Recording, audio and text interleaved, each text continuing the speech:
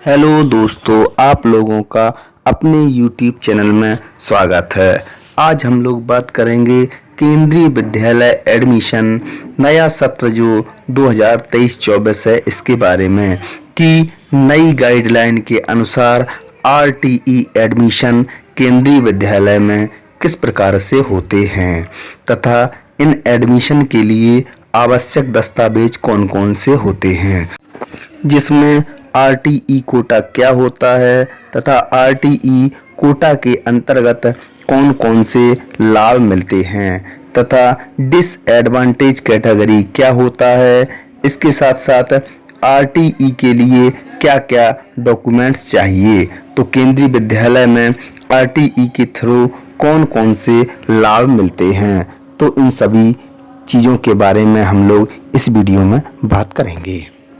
RTE Kota क्या होता है, तो गरीब और डिसएडवांटेज कैटेगरी के बच्चों को अच्छी और गुणवत्तापूर्ण शिक्षा देने हेतु सरकार द्वारा सन 2009 में RTE एक्ट 2009 लाया गया था।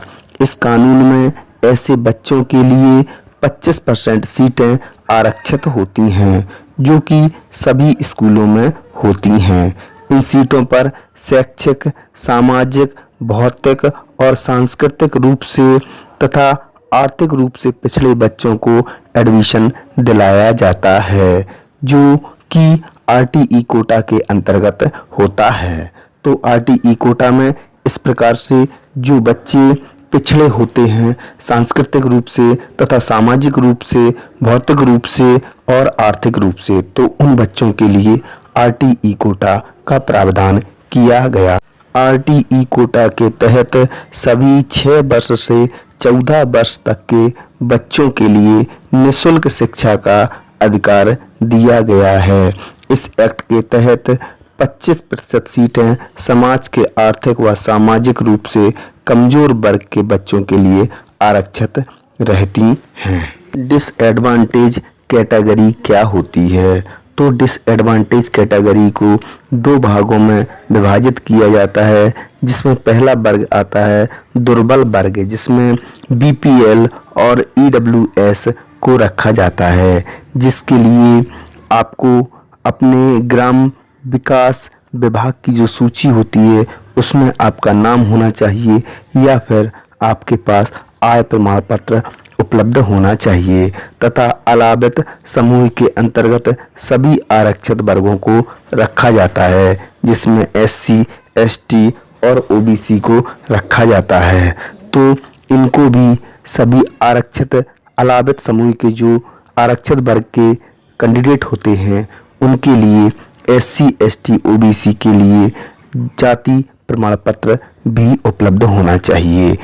RTE कोटा के द्वारा अगर आपके बच्चे का एडमिशन होता है तो क्या क्या लाभ मिलते हैं, तो RTE कोटा के द्वारा एडमिशन होने पर बच्चे की कोई भी फीस नहीं लगती है।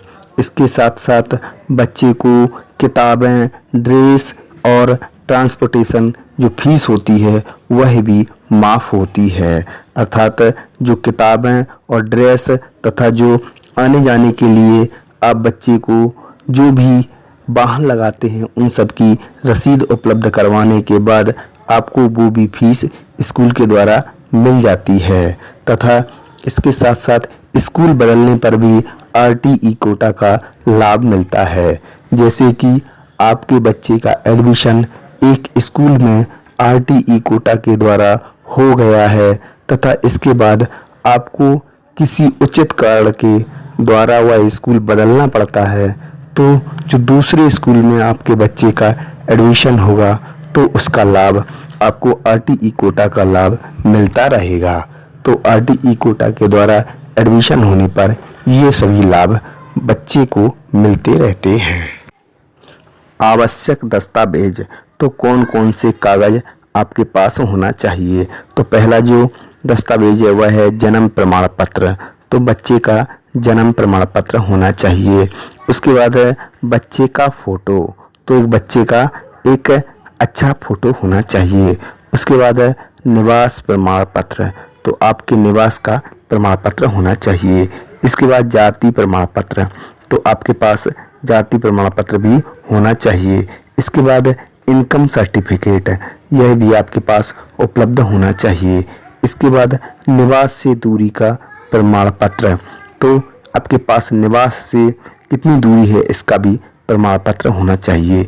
इसके बाद जब एडमिशन होता है तो और थोड़ी जो डॉक्यूमेंट्स होते हैं वह भी मांगे जाते हैं, तो यह भी आपके पास उपलब्ध होना चाहिए, जिसमें ब्लड ग्रुप का प्रमाण पत्र होता है तथा वैलिड मोबाइल नंबर और ईमेल आईडी होती है तथा इसके बाद आधार कार्ड भी होता है।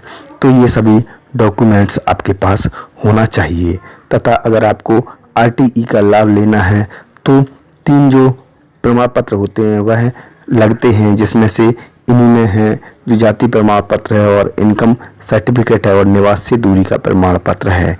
इनसे आपको जाति प्रमाण पत्र के द्वारा आपकी जाति का निर्धारण होता है तथा इनकम सर्टिफिकेट से आपकी जो आय है उसका निर्धारण होता है, जिससे आपको आरटीई कोटा में एडमिशन के लिए लाभ मिल सकता है।